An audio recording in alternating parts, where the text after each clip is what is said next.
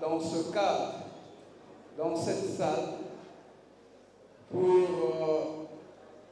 une conférence portant sur les mandats présidentiels et la révision constitutionnelle en Afrique. D'aucuns peuvent déjà savoir que notre faculté aime les débats parce que nous sommes sûrs que c'est du choc des idées que jaillit certainement la lumière. Nous évitons au sein de la faculté le son monocorde. Nous voulons des sons divergents en ce qui concerne plusieurs questions qui se posent à notre société. Et aujourd'hui, la faculté a opté pour les thèmes que je viens de citer tout à l'heure. En tant que représentant du doyen absent et en ma qualité de vice-doyen chargé de l'enseignement, je vous souhaite la bienvenue et déclare ouverte la présente session. Je vous remercie. Il s'est inspiré de deux exposés que j'ai eu précédemment à présenter dans d'autres circonstances. Je pense ici à la présentation que j'avais faite en 2007, en octobre, lors du Forum africain de la gouvernance à Ouagadougou, au Burkina Faso, sur la vie après la présidence en Afrique. Tel était le titre de ma communication. Et à cette occasion-là, à Ouagadougou, le président des séances, c'était le président du Faso, Blaise Compaoré. Cet exposé s'inspire également des nôtres que j'avais présenté sur constitutionnalisme et constitution, mandat présidentiel et limitation des pouvoirs en Afrique. Cette présentation-là, cet exposé-là, avait été présenté à Cotonou, au Bénin, à l'occasion des 20 ans de la constitution béninoise du 11 décembre 1990. Une constitution vieille de 20 ans, adoptée après la conférence des forces vives de la nation béninoise et qui n'a jamais été amendée jusqu'à ce jour. Voilà donc, mon exposé s'inspire de ces deux présentations antérieures et aussi de nombreux débats qui sont actuels sur le continent africain parce que, comme vous le savez, plusieurs chefs d'État vont voir leur terme ou leur mandat arriver à sa fin dans 2 ou 3 ans. À côté de nous, à Brazzaville, le président Sassou Nguesso va achever son dernier mandat. Le président du Rwanda, Paul Kagame, va achever son dernier mandat. Je vais y revenir. Il y a donc plusieurs chefs d'État qui vont achever leur dernier mandat. Et la tentation dans ces circonstances, c'est de toucher à la Constitution pour se donner un 3e mandat. Alors j'ai pensé que c'était quand même un sujet important. Et pendant que j'avais déjà programmé cette conférence, il y a eu l'un de nos collègues qui a publié un ouvrage intéressant. C'est mon chef du département, et le professeur Évariste Bochard, entre la révision de la Constitution et l'inanition de la nation. Je vais donc vous proposer de suivre le schéma ci-après. Je voudrais d'abord parler des mandats présidentiels et des révisions constitutionnelles en Afrique. Et au 3e moment, je vais vous présenter mes notes de lecture de cet ouvrage qui vient de paraître et qui vient d'être publié sur entre la révision de la Constitution et l'inanition de la nation. Je commence donc par parler des mandats présidentiels en Afrique. Je crois que vous le savez, le président en Afrique, c'est presque un léviathan. C'est un monstre. Il fait peur à tout le monde. On croit lorsqu'on dort qu'il est même sous votre matelas.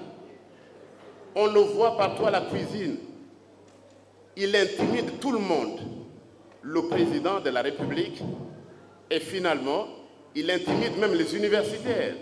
Parce que ce n'est pas facile d'écrire sur le président de la République.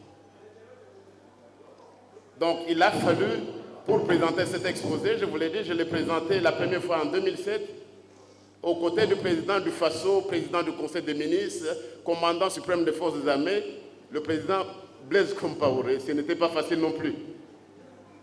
Et à cette occasion-là, je devais dire que mon exposé était commenté par le président Chissano du Mozambique, qui heureusement épousait le même point de vue que moi, pour dire à cette occasion-là qu'il y avait une vie après la présidence en Afrique, ça ne servait à rien de s'éterniser au pouvoir. Donc, le président de la République, c'est un personnage très important. J'en parle au masculin, tout en sachant que nous avons également sur le continent 2 femmes qui sont présidentes.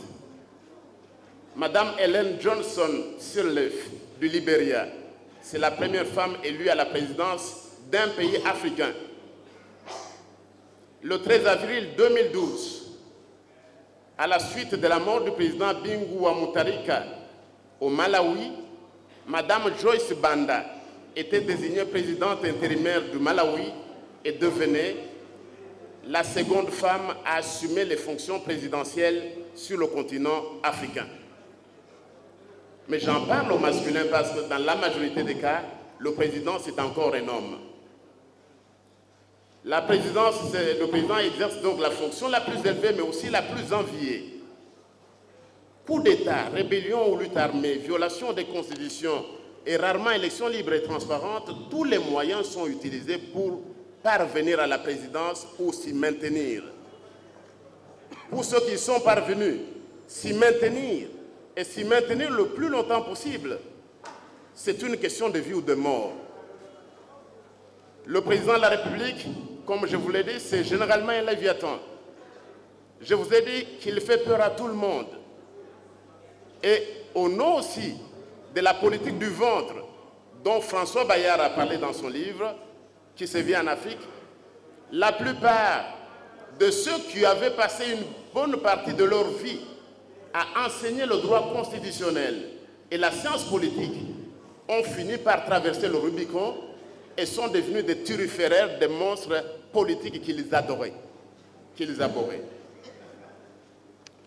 Comme disait Gramsci, ils sont devenus des intellectuels organiques des régimes autoritaires pour avoir également leur part au gâteau et déshonneur au nom d'un certain réalisme qui s'assimile plutôt à ce que Jules Banda appelait la trahison des clercs ou ce que Finkielkraut évoquait comme une défaite ou une retraite de la pensée, ou encore la démission des intellectuels.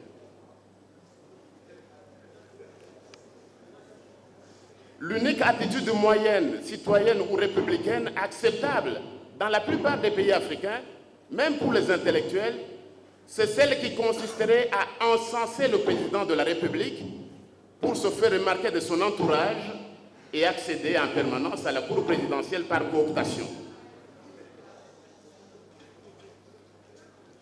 Jibrin Ibrahim, du Nigeria, se plaint du rôle néfaste joué par les politologues nigérians dans la consolidation du régime autoritaire du général Ibrahim Babamassi Babangida, IBB. Voilà ce qu'écrit Ibrahim Jibrin, parce que j'évoquais le rôle des intellectuels.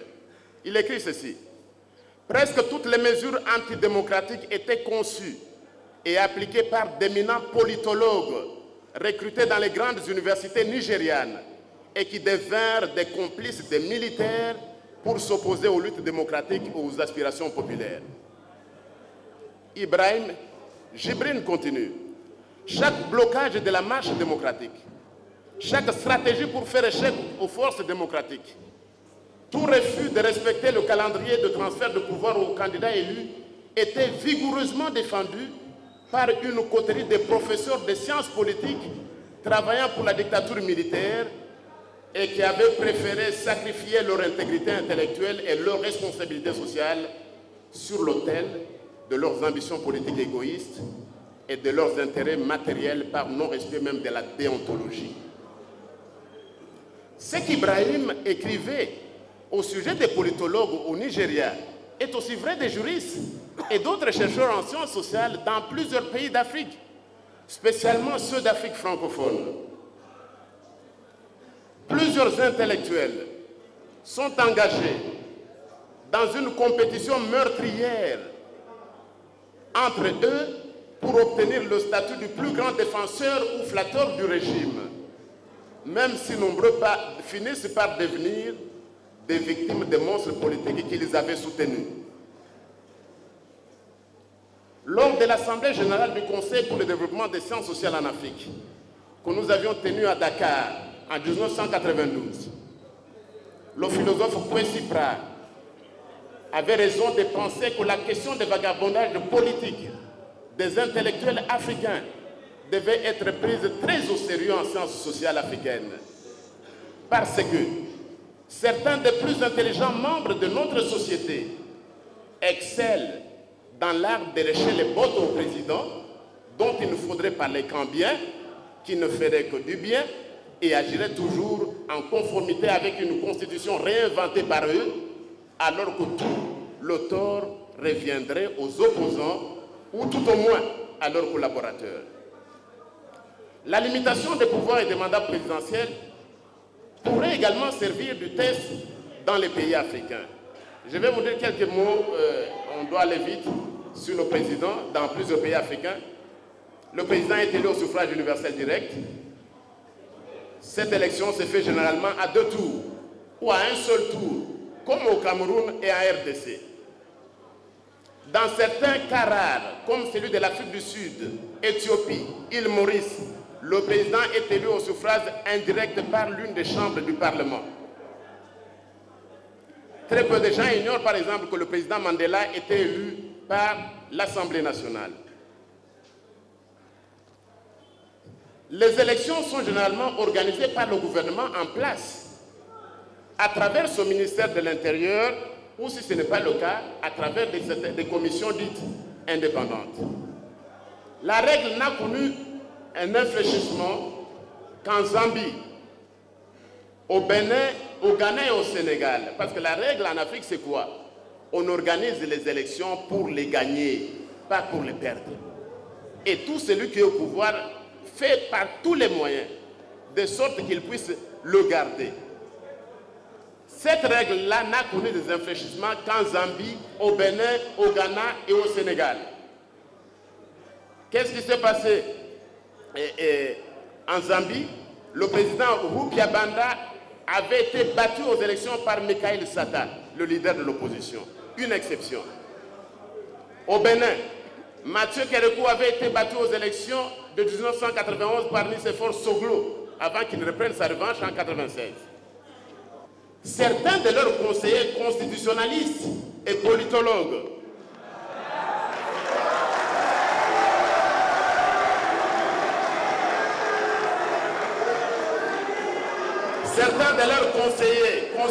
et politologues se sont déjà mis au service pour anticiper. Lorsqu'on ne se justifie pas sur des arguments juridiques, on évoque l'idée des énormes chantiers qui restent encore à finaliser.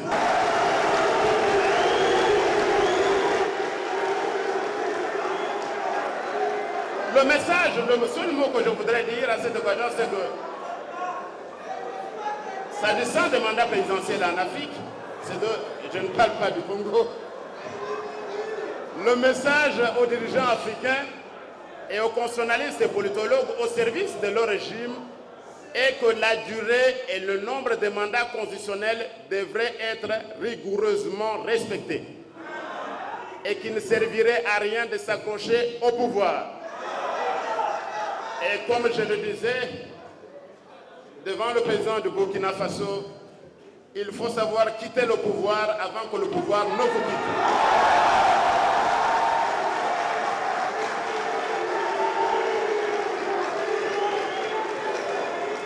Voilà, donc il y a une relation entre les mandats présidentiels et les révisions constitutionnelles en Afrique.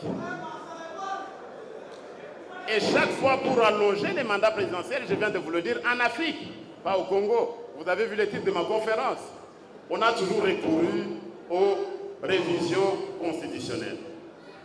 Voilà donc, messieurs les modérateurs, les deux premiers aspects que je voulais analyser. Nous aurons le temps pour les questions et les commentaires.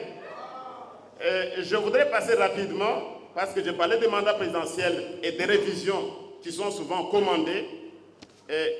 Permettez-moi de vous présenter mes notes de lecture de l'ouvrage de la révision de la Constitution et l'inanition de la nation. C'est un milieu universitaire des choses acceptables qu'on fasse des recensions. Et j'ai tenu à le lire pour vous, sachant que je donne le cours de droit constitutionnel congolais, mes étudiants n'ont pas eu l'occasion. Ce livre se vend à $100. Je me suis dit que vous n'avez pas eu sûrement l'argent pour le payer. Il était présenté loin des milieux universitaires, dans un fleuve ou près du fleuve. Je me suis dit que vous n'avez pas le moyen. J'ai pris le soin de le lire pour vous. Le livre comprend 4 intéressants chapitres. Le premier chapitre qui parle de réviser la Constitution.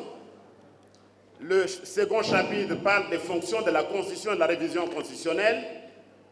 Chapitre 3, les raisons pour réviser la Constitution du 18 février 2006.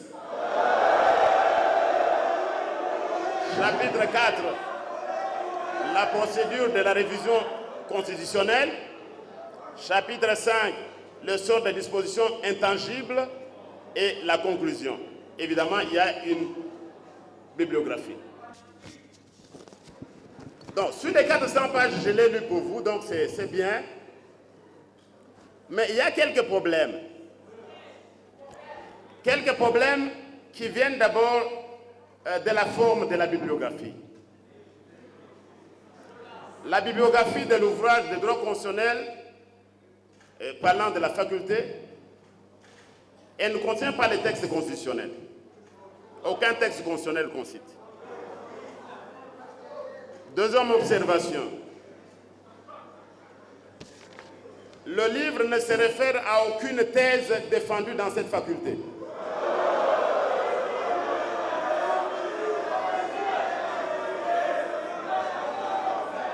Le livre ne se réfère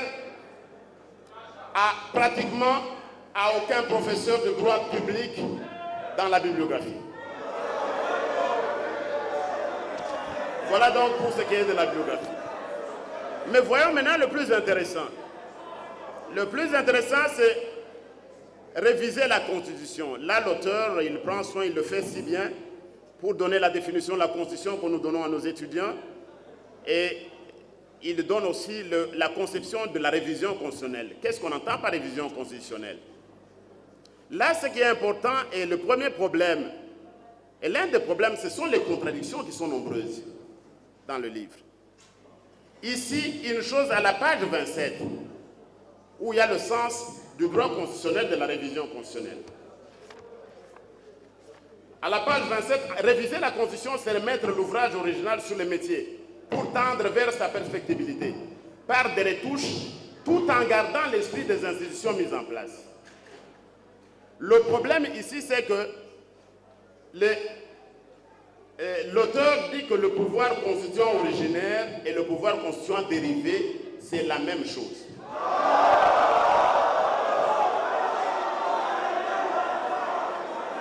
Donc, alors là, ça pose quand même un problème. Et la conception est tirée de Dimitri George Lavrov. Voilà ce qui est écrit. C'est ainsi qu'on pourrait expliquer. Les certitudes en science ne valent pas. On peut avoir soutenu une chose hier et défendre une autre chose aujourd'hui. Alors l'auteur dit ceci. C'est ainsi que l'on pourrait peut-être expliquer le volte-face du doyen Dimitri Lavrov à la page 27. Lavrov qui a enseigné sa vie durant que le pouvoir constituant dérivé est différent du pouvoir constituant originaire et qui revient au crépuscule de sa vie pour soutenir que le pouvoir constituant est un. Là, ça posait un problème. Pourquoi l'auteur a-t-il pu suivre Lavrov? Et lorsque j'ai lu le livre, j'ai carrément appelé pour savoir quel état. Il faisait ça au soir, au crépuscule de sa vie. On ne peut pas suivre quelqu'un qui fait des choses comme ça au crépuscule de sa vie. Bon, peut-être au crépuscule d'une vie scientifique, cela peut s'entendre. Donc c'est là le premier problème. Donc le pouvoir, la doctrine dominante reste, pour que les étudiants le sachent, dans la doctrine dominante, et l'auteur le reconnaît, le constituant originaire, le pouvoir constituant originaire, qui équivaut au peuple, qui se prononce généralement par référendum, ne peut pas être confondu avec le pouvoir constituant dérivé.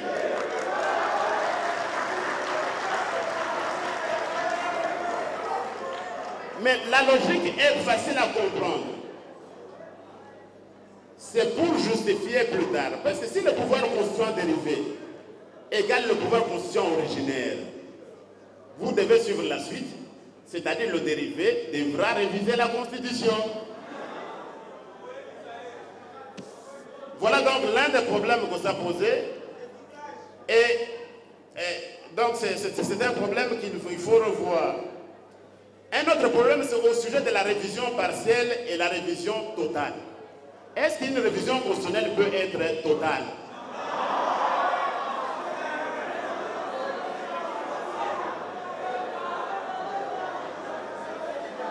La révision constitutionnelle, est-ce qu'elle peut être totale?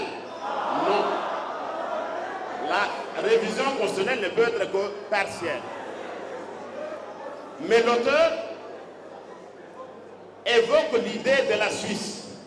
L'article 192 de la Constitution suisse qui permet la révision totale. Je suis allé lire pour vous la Constitution suisse.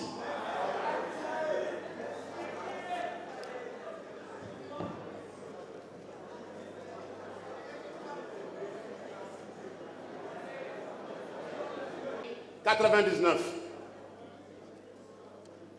On a donné que l'article 192 pour dire que la révision peut être totale ou partielle. Mais regardez ce que les Suisses disent à l'article 195 ou 195 comme disent les Belges. La révision, la Constitution révisée totalement ou partiellement entre en vigueur dès que le peuple et les cantons l'ont acceptée. Et les Suisses, je crois qu'il ne fallait pas appliquer ici du fétichisme juridique. Ce que les Suisses visent, c'est un référendum. Les Suisses ont un référendum même pour toute révision. Mais ils peuvent avoir des référendums pour toute autre loi. Mais ici, c'est quand même, l'auteur ne se limite qu'à l'article 192. Il n'arrive pas à un article qui vient seulement, qui est seulement le 195e, qui vous dit qu'il faut le référendum. Donc ça, c'est un problème aussi. La révision ne peut pas l'être. Et la même chose, lorsqu'il évoque le cas de la révision constitutionnelle de 1974, lorsque le MPR est devenu l'unique institution de la République, n'est-ce pas?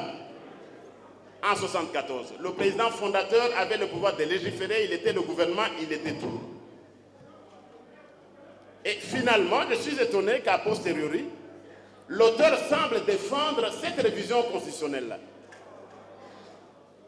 Ça pose un problème. C'est dans le texte, pour ceux qui le diront. Parce que la révision, le texte de 1974 n'était, je partage le point de vue des autres, que ce n'était nullement une révision. C'était une constitution nouvelle. C'était carrément, comme dirait l'un de nos collègues, le professeur Kamoukouni, dans sa thèse sur la fraude à la Constitution, c'était la fraude à la Constitution. C'était la fraude, on ne peut pas applaudir la fraude. Et si le vol n'est déjà pas bon en droit commercial, si la fraude n'est déjà pas bonne en droit pénal, la fraude à la Constitution ne peut pas être non plus bonne.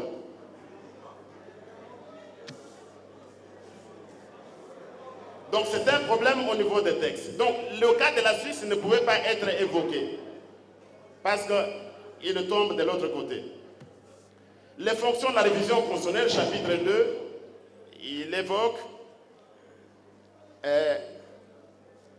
la problématique de la juridicité des dispositions constitutionnelles intangibles. Là-bas, le problème, c'est que l'auteur est en train de dire que l'article 220 peut être révisé. Je voudrais vous réitérer mes remerciements. Et le débat, les commentaires seront faits. Et si d'autres personnes ont des positions contraires, je suis prêt en quelques places élues. Nous remercions les malheurs d'avoir provoqué les Congolais. Alors, je veux qu'on discute sur ces enjeux, surtout les étudiants. Il ne suffit pas de poser des questions. Après, ici, prenez les livres, réagissez. L'opinion nationale attend ça, ok? Réagissez comme des intellectuels. Je rappelle donc, on va discuter tout à l'heure sur les enjeux. Il y a des enjeux positifs et les enjeux négatifs. J'ai dit positif, c'est susciter, ce livre du Paul Bouchard a suscité un vrai débat. Et la charge psychologique est très importante, on voit ça. Mais le malheur, probablement, c'est d'avoir provoqué les Congolais. Ils en ont déjà marre, me semble-t-il. Et donc, on va passer au débat. Je vois que le président Kabila veut parler. Je lui passe la parole. La science dans notre pays est au service du mal. Vous qui étudiez encore, il faut qu'ensemble, avec les professeurs des grands talents qui sont dans cette salle, nous puissions opérer la rupture. Professeur André Mbata, vous avez le mérite de nous apporter des arguments qui vont arrêter cette dérive qui va certainement enterrer la nation congolaise. Je voudrais donc me résumer en disant que en 1997, quand l'AFDEL est arrivé, on a vécu la même pratique.